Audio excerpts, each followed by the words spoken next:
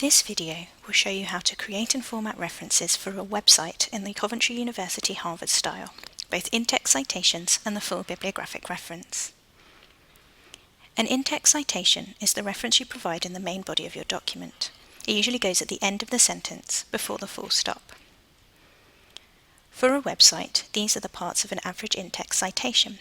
In brackets, you need the name of the website, which is the corporate name, and the year the page you are referencing was published.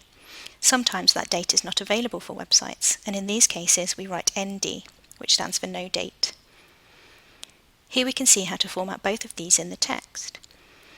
The most important information, and the only information that you need to include, is the website name and the date of the page that you're referencing. There is no comma, and the full URL is not included here.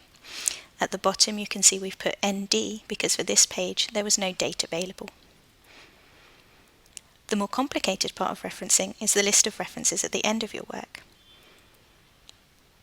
These are the elements of every reference for a website. None of it is hard to find, but it can be slightly fiddly to find this information. Here is our example again. For this website, the name of the website owner is very clearly at the top and in the URL. This will be our author, and this is the NMC. The page name is also clearly at the top and in the URL, the code of conduct. However, there is no date at the top, so we must scroll to the bottom where it is clearly highlighted.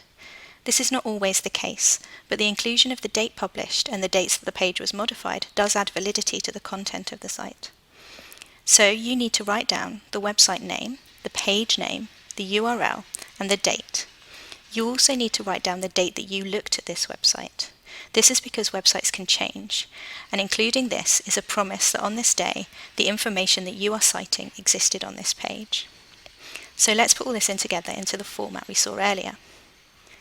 First, we put the website name.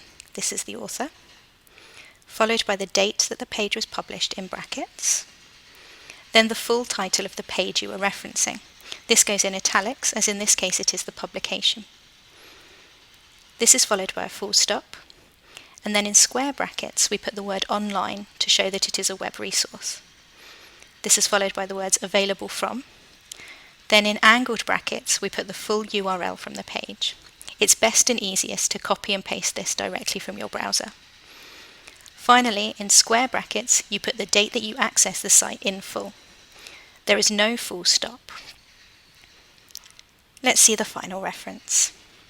As you can see, it also has what's called a hanging indent. This is where the bottom line is indented from the top line. This is to make your full list of references easier to read.